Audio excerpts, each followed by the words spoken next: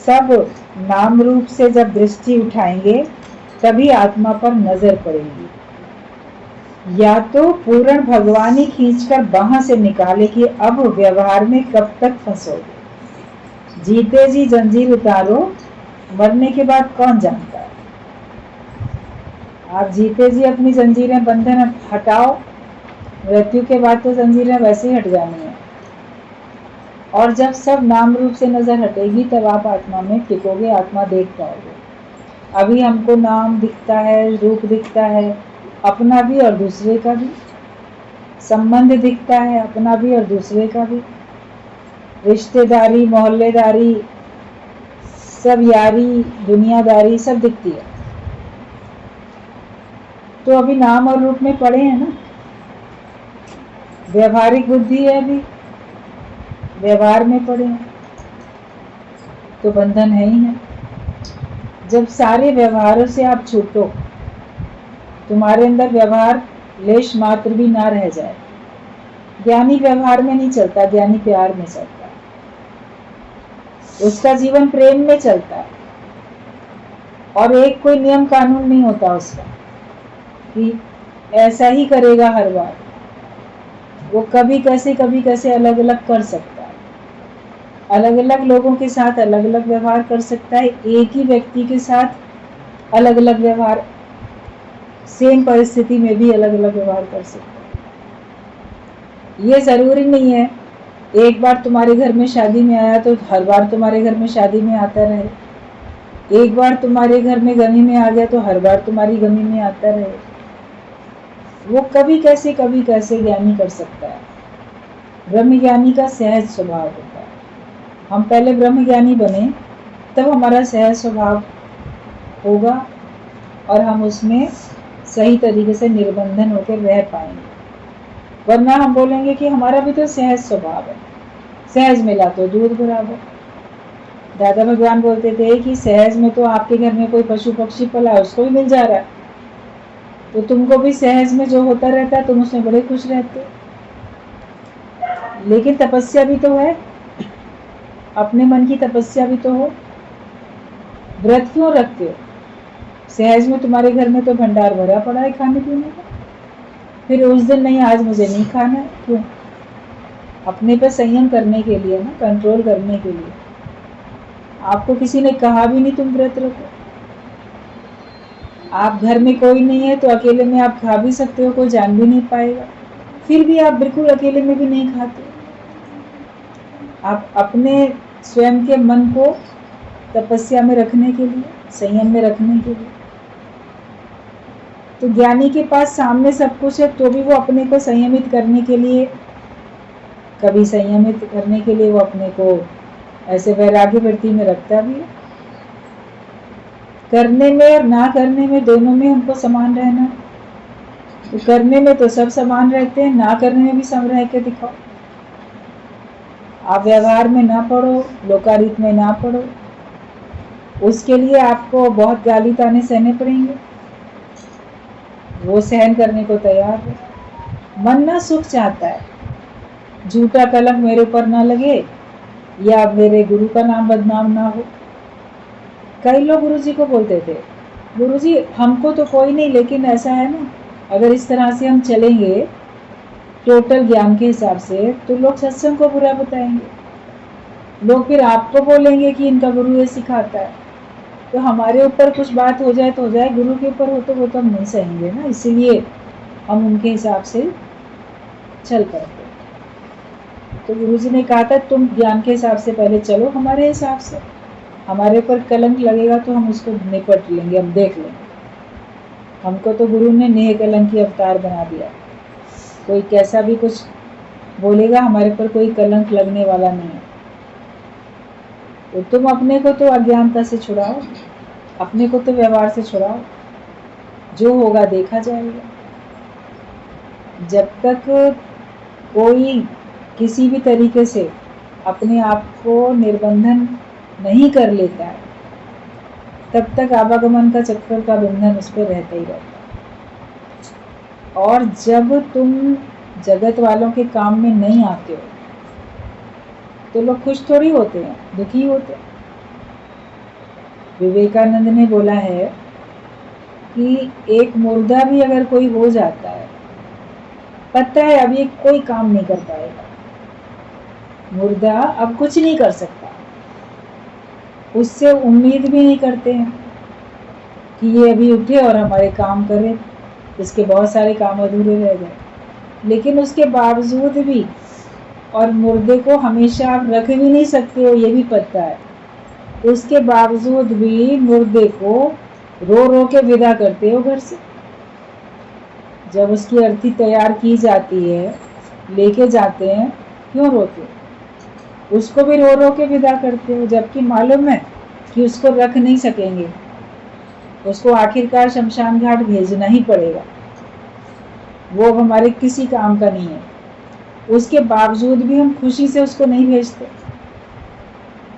तो विवेकानंद ने कहा जब मुर्दे को खुशी से नहीं भेजते तो तुम तो जीवित हो, तुमको कैसे कोई खुशी से सत्संग में भेज देगा? तुम तो अभी बहुत काम के हो, तुम जीवित भी हो, तुम बहुत काम के भी हो, तुम काम भी कर रहे हो, तो तुमको कैसे कोई सोच ले कि हाँ खुशी से तुमको भगवान का बनने देगा? तुमको कोई भगवान का नहीं बनने देगा। वहां तो लाचारी में भगवान ने तो छीन लिया, बोले तो भगवान ने ले लिया, मेरा सुंदर सहारा छीन लिया, भगवान ने ले लिया। भगवान तुम लोग की सुनता रहे तो कोई दुनिया से जाए ही नहीं।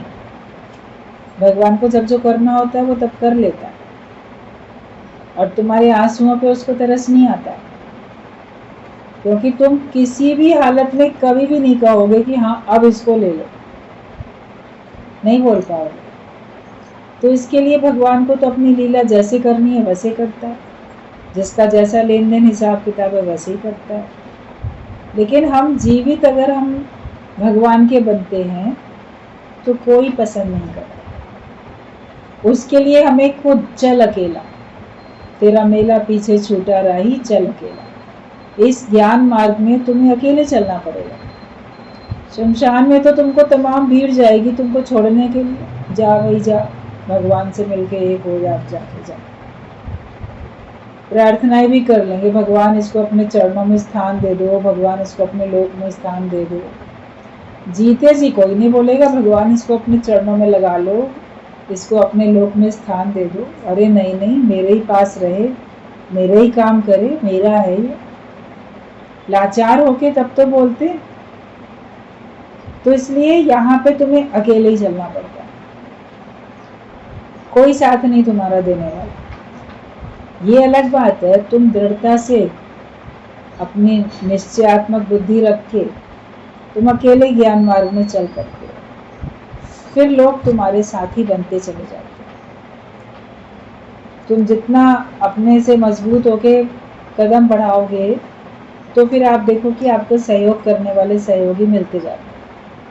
एक अकेला चलता है, धीरे धीरे उसकी बात को समझने वाले, मानने वाले लोग मिलते चले जाते हैं, और फिर पूरा देखो कितनी भीड़ लग जाती है। आप एक अकेले बस पीछे मत हटाओ अपने कदम, आगे बढ़ाओ, जो होगा देखा जाएगा। तो आपकी विचारधारा को समझने वाले लोग मिलेंगे आपको, फिर आपके परिवार वाले भी आपको सहयोग करेंगे।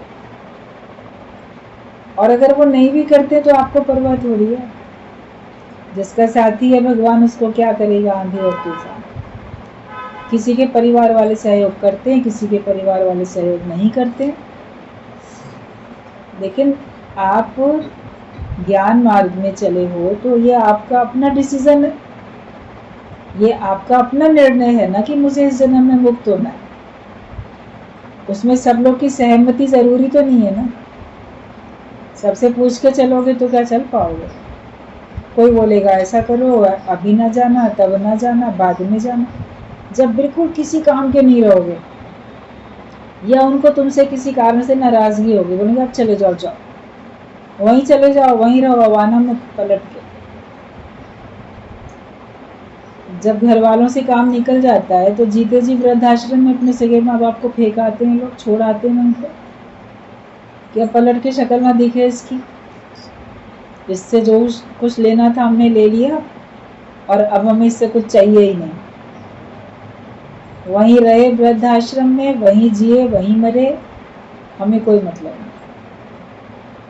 वहां पर भी अगर उसका थोड़ा बहुत कुछ होगा ना, मृत्यु के बाद आके समेट के वहां से भी चले जाएंगे। ऐसे भी हमने लोग देखे, वृद्धाश्रम में जीते जी कभी पूछने नहीं आए, और उसके बाद जब प्राण चले गए तब बेटा भी आ गया, तो बहू भी आ गई, तो लड़की भी आ गई, तो दामाद भी आ गया, सब आ गए। और जो कुछ उन्होंने अपने पेंशन से, जो भी अपने वृद्धाश्रम में अपना खर्चा गुजारा जो करती थी, और जो कुछ उन्होंने इकट्ठा किया था वहाँ पे, तो वो सब लेके पूरा अपना चलते रहे, हिस्सा बांटा करके, भाई बहन वो लोग सब आपस में। तो संपत्ति प्यारी है, और आप जो हो किसी की विपत्ति में साथ नहीं देते, और उसकी संपत्ति तुमको प्यारी लगती है। व्यक्ति प्रिय नहीं है, व्यक्ति के द्वारा मिलने वाला जो सुख है वो प्रिय है। अगर सुख नहीं मिलता होता है तो फिर व्यक्ति पसंद ही नहीं आता। ये संसार की रीत है, तो जब पता ही है यही रीत है तो उम्मीद भी क्यों करो। इसीलिए अपने शास्त्रों में विधान था कि जब समर्थ हो तभी छोड़ दो।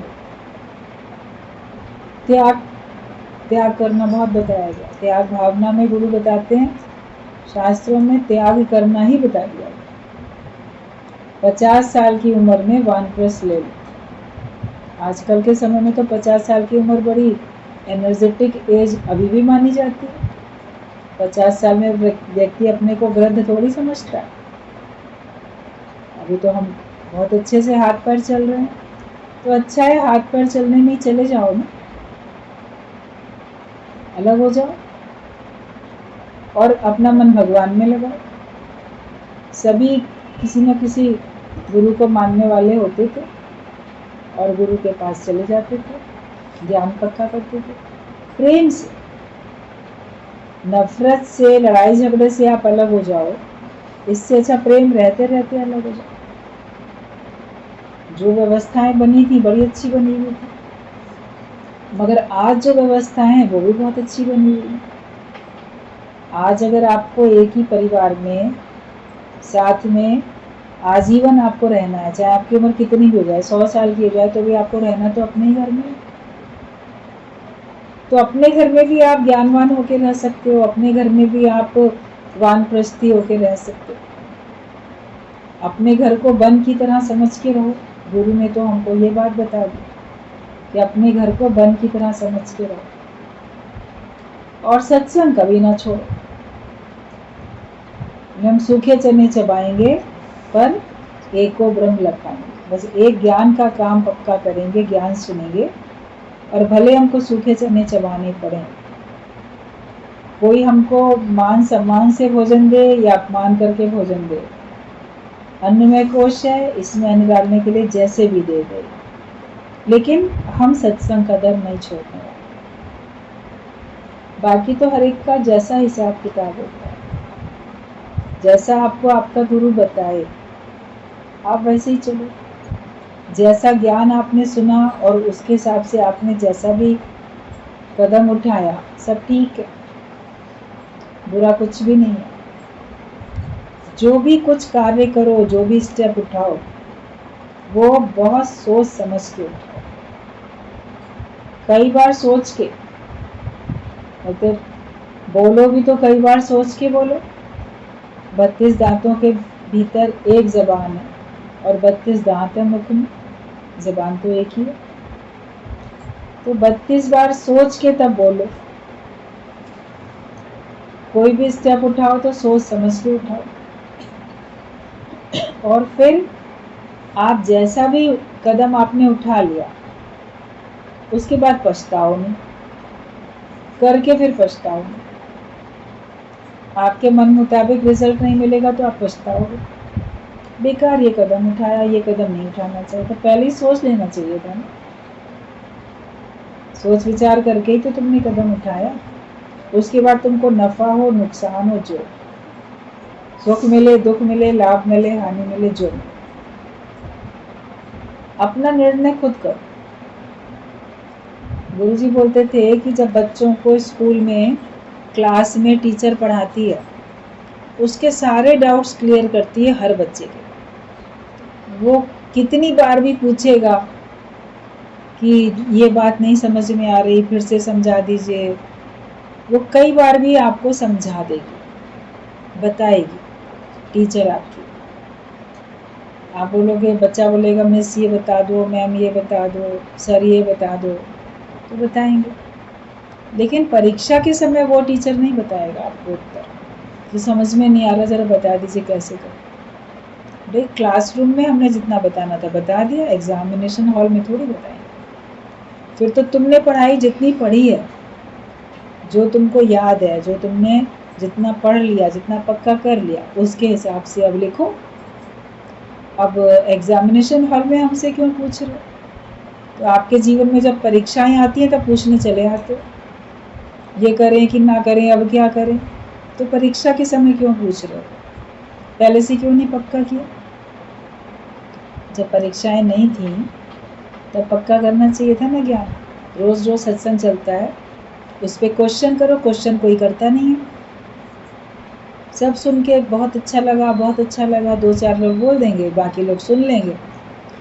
लोगों को सुनने में अच्छा लगा, किसी को बोलने में अच्छा लगा, मगर उसके बाद वैसे के वैसे। परीक्षा आने पे क्यों फिर हाय हाय करते हो? केवल अच्छा लगना ज्ञान थोड़ी होता है, उसको अपने व्यवहार में उतारना ज्ञान होता है। उसके हिसाब से पहले से चलना पड़ता है। आप पहले से ही मौन में रहो, लड़ाई झगड़ा होने के बाद मौन में रहोगे तो लगेगा मुंह फुला के चल रहा है। आप पहले से ही क्यों नहीं मौन में रहते? आप पहले से ही कम वास्ता रखो, फिर किसी मौके पे आप कम वास्ता रखोगे, देखो ये तो वास्ता ही नहीं रखता, ये हमारे दुख सुख में खड़ा नहीं होता। आप पहले से लोगों से ज्ञान की चर्चा में रहो तो लोग आपसे ज्ञान के व्यवहार की उम्मीद करेंगे। आप पहले तो दुनियादारी में रहते हो, हर एक से जिससे मिलते हो संबंधी होके मिलते हो, उसी हिसाब से व्यवहार करते हो। और फिर अरे यहाँ तो शादी ब्याह में जाना लोकारीत है, बीमारी में जाना लोकारीत है, मृत्यु में जाना लोकारीत है, यहाँ नहीं जाना चाहिए, तब नहीं जाओगे, तब ब्रेक लगाओगे। तो पहले से तो नहीं आप ज्ञानवान बन के चले। फिर जब उनके ऊपर दुख सुख आया फिर तुम नहीं जाओगे तो वो लोग तो शिकायत करेंगे ही करेंगे। आप पहले से ही सबसे ज्ञान के हिसाब से व्यवहार करो, भाषा बोलो, ज्ञान की बोलो। सबसे कहा गया है जिससे मिलो ज्ञान की चर्चा करो। आपके संबंधी आपको फ़ोन करते हैं, आप उनको करते हो, आप उनके पास मिलने जाते हो, वो आपके पास मिलने आते हैं। आप अपना क्या आदर्श दिखाते हो? ज्ञान के हिसाब से चलो तो आपको कोई दोष नहीं लगाएगा। तो ये होता है जीते जी जंजीर को उतार, कि हमने जीते जी अपने को निर्बंधन कर लिया। जो जहाँ खड़ा है वही अपने को राइट समझता है, यही तो माया है। जो जहाँ पे है वो अपने को सही समझेगा। अज्ञानी व्यक्ति अपने अज्ञान को सही समझते हैं, आप अपने ज्ञान को सही समझते हो। जो जहाँ खड़ा है, जिस भाव में है, जिस निश्चय में है, वो वही अपने को ठीक समझ रहा है, और यही माया है। जबकि कोई अपने से ऊपर मिले और वहाँ भी फिर वो अहंकार गंवाकर काश सुने। अगर कोई आपसे ज़्यादा ज्ञानवान बुद्धिमान आपको मिलता है तो अहंकार गंवा के उसका सुन तो सको। हमें सब आता है, हमें तुम्हारी नहीं सुननी, हमें तुम्हारी सलाह की ज़रूरत नहीं है। लोग एक दूसरे को ये बोलते हैं, अपने बड़ों को भी ये बोलेंगे, गुरु को भी ये बोल देंगे, हमें तुम्हारे ज्ञान की ज़रूरत नहीं। तो फिर कोई इनको कैसे ज्ञान सुना सकता है? अपने घर के बड़े लोगों को भी बोल देंगे हमें आपकी सलाह की ज़रूरत नहीं है, तो कैसे वो उनको सलाह दे सकते? अपने अहंकार के कारण ही तो तुम नहीं सुनते हो। जो तुमसे अनुभव में, उम्र में, ज्ञान में, किसी भी तरीके से तुमसे थोड़ा सा ज़्यादा है, तो स्वीकार तो करो कि हाँ इसको मेरे से अधिक आता है, मैं इसकी सलाह मान लूँ तो मुझे फ़ायदा पड़ेगा। मगर अहंकार के कारण आप नहीं सुन पाते। तो कहा कि जब कोई अपने से ऊपर मिले, मतलब हमसे थोड़ा वो अधिक है बुद्धि में, ज्ञान में, तो वहां भी वो अहंकार गंवाकर काश कोई सुन सके। जिसके पास सुनने के कान है वही मंजिल पर पहुंच सकता है, नहीं तो सभी मार्ग को मंजिल समझकर बैठे हैं और अपने को बैठकर खुश कर रहे हैं, पर परीक्षा के समय ही उनका पता चल जाता है। मतलब जिसके पास सुनने के कान है, जो हर एक की सुन सकता है। बोलो कम सुनो अधिक, एक मुख दिया भगवान ने, दो कान दिए हैं। दुगना सुनो, बोलो आधा, सुनो ज्यादा। मनुष्य सुनता कम है, बोलता ज्यादा। कभी अपने से सोच के देखो कि आप किसी से मिलते हो तो आप सुनते ज्यादा हो कि सुनाते ज्यादा हो? अगर आप अधिक सुना रहे हो तो आप कुछ सीख नहीं पाओगे, लेकिन अगर आप सीखना चाहते हो तो आपको मौन में रहना पड़ेगा। गुरु के पास भी, सत्संग में भी आप देखो, 1 घंटा आप सुनते हो मौन में रह के, तब तो सीख पाते हो। और बोलते ही रहो तो कैसे आप सीख पाओगे? कई लोग एक सेंटेंस अभी गुरु के मुख से निकला नहीं कि कुछ बोलेंगे फिर कुछ बोलेंगे, बोलते ही रहते हैं, तो वो ऐसा व्यक्ति सीख नहीं पाएगा कभी भी, और उसके कारण से सत्संग भी नहीं हो पाएगा। उसके कारण से और लोग भी सीखने से वंचित रह जाएंगे। तो हमें सुनने के कान होने चाहिए, मतलब हम धीरज से सुन सकें, तब हमारी उन्नति होगी, वरना हमारी उन्नति नहीं होने वाली है। और वरना हम क्या करेंगे, सुन नहीं सकते तो हम मार्ग को ही मंजिल समझ के बैठ जाते हैं, रास्ते को ही मंजिल समझ लेते हैं। पूरी बात सुनी नहीं, एक आदमी ने पूरी बात सुनी नहीं, उसको जाना था हरिद्वार, उसको बिठा दिया हरिद्वार जाने वाली बस में, कहा कि हरिद्वार आएगा तो कंडक्टर बोलेगा हरिद्वार आ गया, उधर उतर जाना। पूरी बात सुनी नहीं, रास्ते में देखता चला आ रहा। फिर एक जगह उसने लिखा देख लिया, हरिद्वार 10 किलोमीटर। अब 10 किलोमीटर तो वो देख नहीं रहा है, हरिद्वार लिखा देख लिया।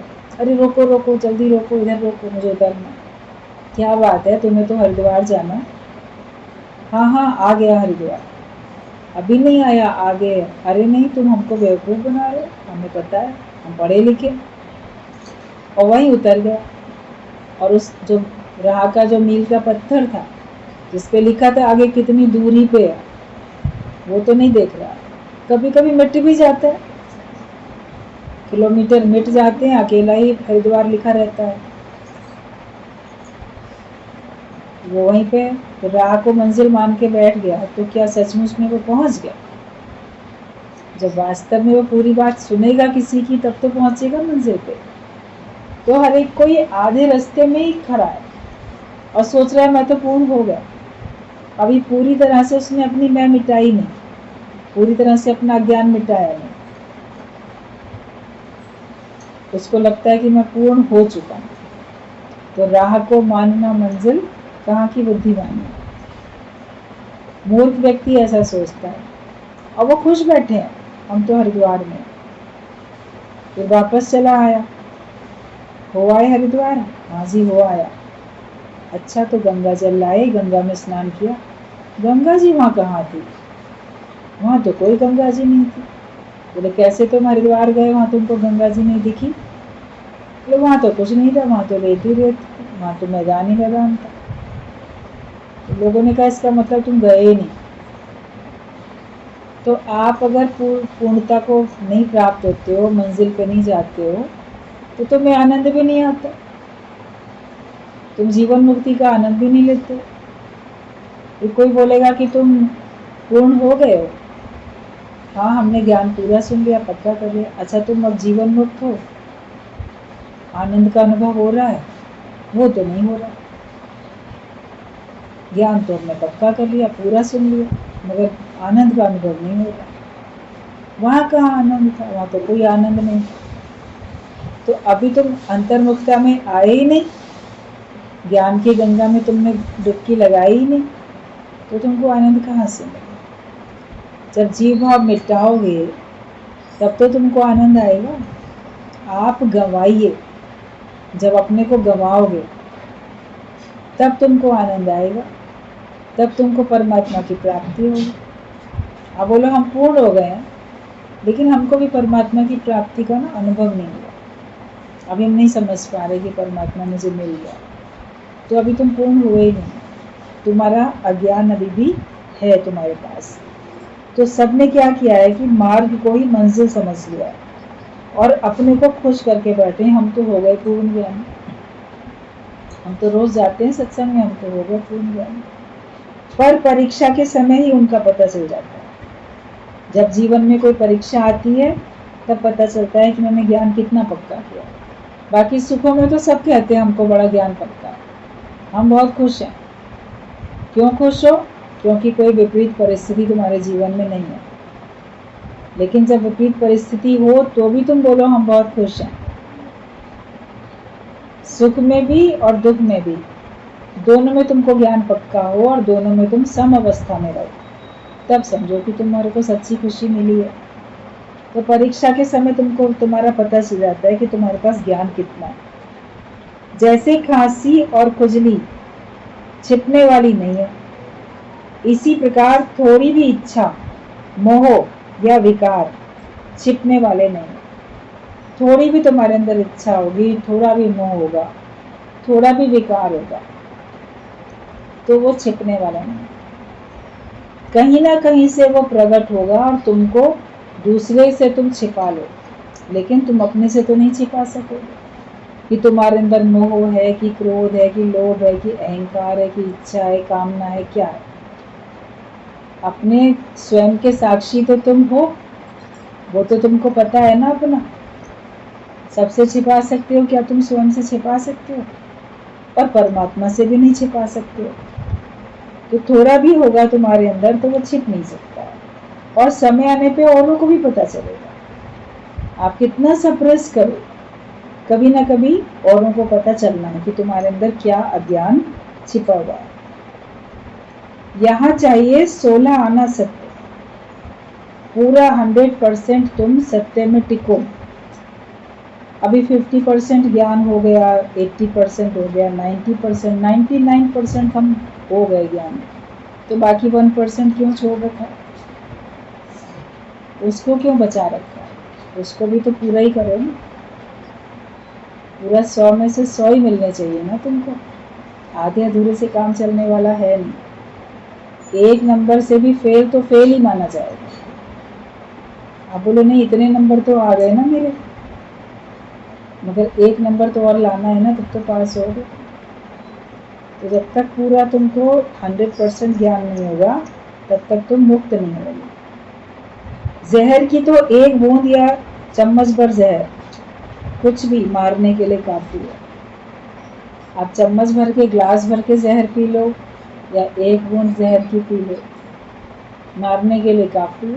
तेज जहर होता है, मारने के लिए काफी होता है। थोड़ी सी भी इच्छा पुनर्जन्म का कारण बन जाती है। सूक्ष्म इच्छाओं की पूर्ण गुरु के सिवाय कोई भी पहचान नहीं दे सकता। हमारे अंदर में कितनी सूक्ष्म इच्छाएं पड़ी हैं उसका पता अपने को भी नहीं है। वो तो कोई पूर्ण गुरु मिलता है, वो हमको हमारी इच्छाओं का पता बताता है। देखो ये भी तेरी इच्छा, ये भी तेरे अंदर की इच्छा है, ये भी तुम्हारी सूक्ष्म इच्छा है। फिर हम उस तरह से सोचते विचारते हैं, तब हमको पता चलता है कि हाँ ये मेरे अंदर इच्छाएं हैं और ये इच्छाएं मेरे जन्म मरण का कारण बनेंगी। जन्म मरण के चक्कर में जाना चाहते हो तो रखो इच्छाएं अपने अंदर में, मगर यहाँ आओ तो छूटने के लिए आओ, तो आने का लाभ है। वरना तो भीड़ बनती चली जाती है, भीड़ बढ़ जाती है। आप भी भीड़ में खुश हो, मेले में। गुरु जी बोलते थे सारे चेले जो है ना मेले में खुश रहते हैं, और चेले मेले लगाते रहते हैं, वो मेले में खुश रहते हैं। और कई गुरु भी भीड़ में खुश रहते हैं, उनको भी अच्छा लगता है, अरे मेरे सामने इतनी भीड़ है, मेरे से बहुत कुछ हो गया, जो मेरे सामने इतनी सारी भीड़ है, मैंने इतने लोगों को प्रभावित किया अपने ज्ञान से, इतने लोगों को आकर्षित कर दिया अपने ज्ञान से, इतनी भीड़ है, मेरा प्रताप है। भीड़ देख के गुरु भी खुश, भीड़ देख के चेला भी खुश। लेकिन ये ज्ञान तो आत्मिक निश्चय का है। भीड़ है तो भी अच्छी बात है, बहुत खुशी की बात है। भीड़ नहीं है तो भी कोई मलाल नहीं होता, क्योंकि बनाना तो हर एक को अपने आप को ही आए, तो अपने को बनाने के लिए हैं, भीड़ को बनाने के लिए थोड़ी आए। जैसा जिसके सामने जो हो, लेकिन उसको चलना तो अपने ही पैरों से पड़ेगा, तुमको अपना ही निश्चय करना पड़ेगा। तो तुम्हारी सूक्ष्म इच्छाओं का गुरु के सिवाय कोई भी तुमको पता बता नहीं सकेगा। कृपा माना किर तो पा, मतलब गिरो तो पाओ। जैसे तुम गुरु के आगे दंडवत करो, गिरो, झुको, नम्रता करो, तो तुम ज्ञान को पाओ। मन को झुकाना, ना कि शरीर को। अपने मन को झुकाओ। आप तो शरीर को झुकाते हो, शरीर से दंडवत प्रणाम कर लेते हो, शरीर से आप चरण स्पर्श कर लेते हो, हम इसके आगे झुके, शरीर से ही सर झुका लेते हो, सर झुका के हाथ जोड़ के प्रणाम कर लेते हो। लेकिन मन झुके, तन को तो झुकाना आया, मगर उसके साथ साथ हमें मन को भी झुकाना आना चाहिए, कि मन को झुकाना, ना कि शरीर को। मन मनाभा होके चलो। एक आदमी का धन चोरी हो गया, किसी संत के पास गया, उसने कहा अफसोस इस बात का है कि अभी तक तुम क्यों नहीं चोरी हुए। वो तो बोला बड़े अफसोस की बात है संत जी, मेरा इतना धन चोरी हो गया। गुरु ने सुना, संत ने बोलता ये कोई अफसोस की बात नहीं है, तुम्हारे घर चोरी हो गई, तुम्हारा धन चोरी हो गया, अफसोस की बात तो यह है कि तू अभी तक चोरी नहीं हुआ। बोलते क्या मतलब? बोले तुझे अपने आप को गुम करना था ना, काश कोई तुझे चोरी कर लेता। जैसे भगवान जो है वो तुम्ही को ले ले तुमसे, गुरु हमारा अहम ले लेता है, हमारे अहम की चोरी कर लेता है, और ये चोरी जरूरी है। अब चोरी क्यों कही जाती है कि वो जो जिसका धन होता है उसको बिना बताए उठाया जाता है, वो चोरी कहलाती है।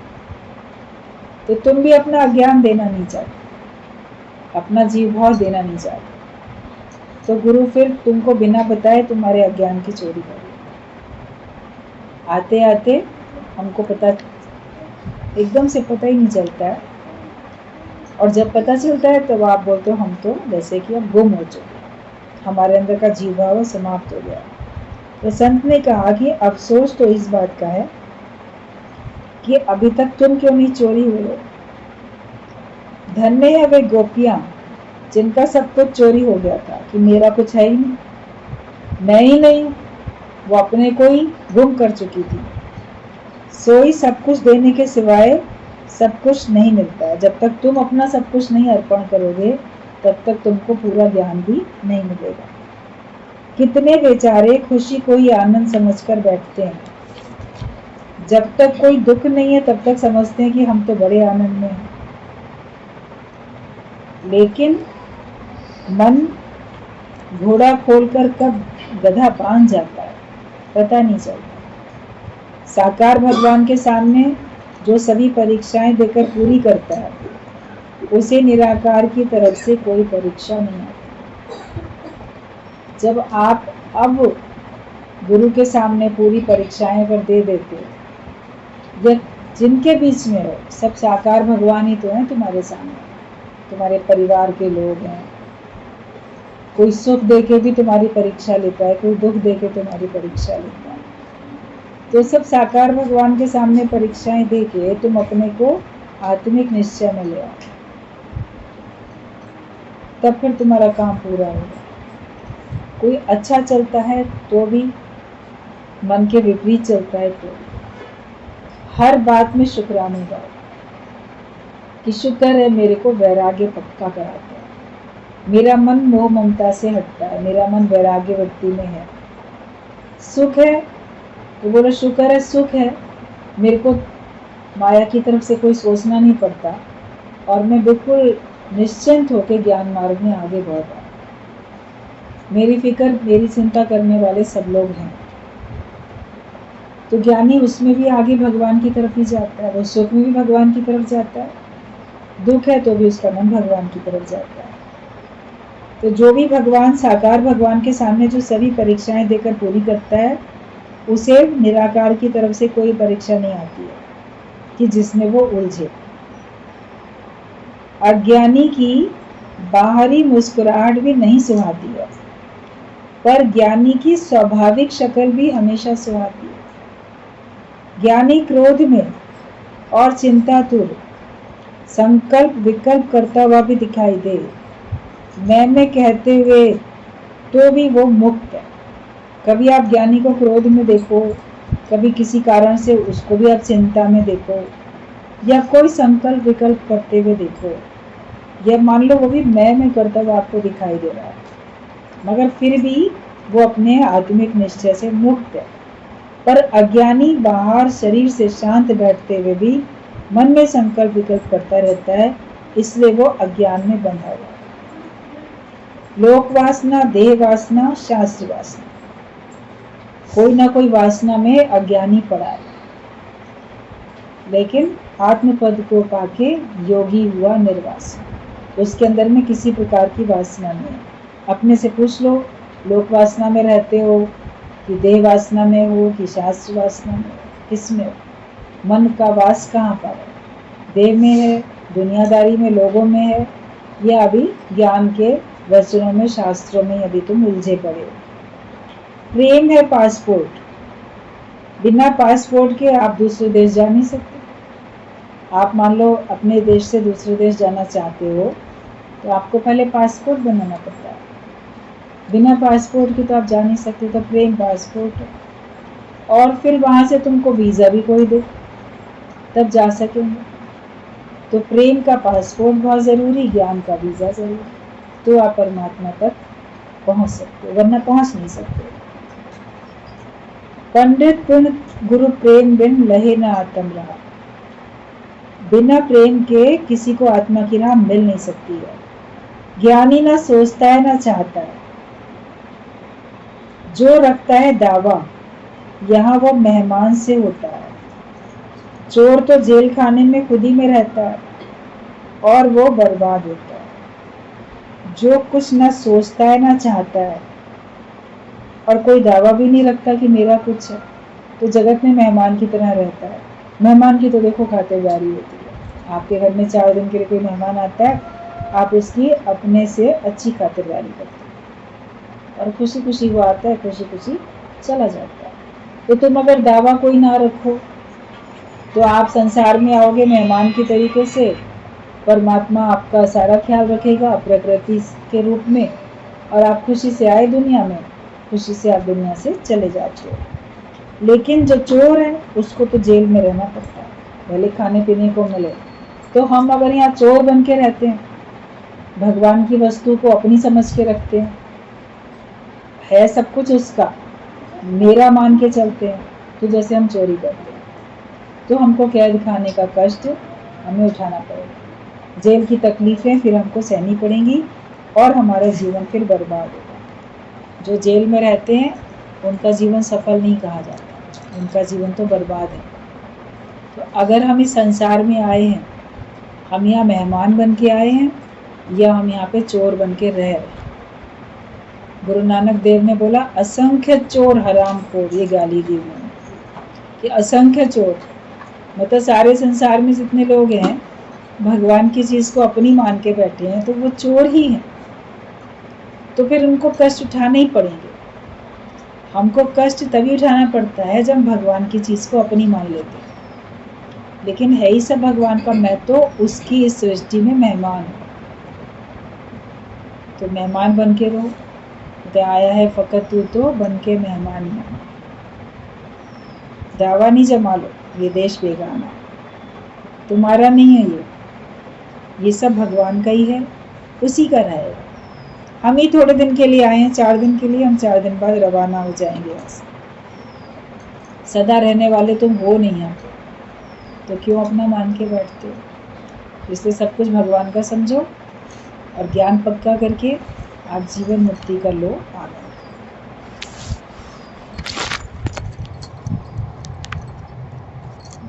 पत्र पूरा हो जाए आज।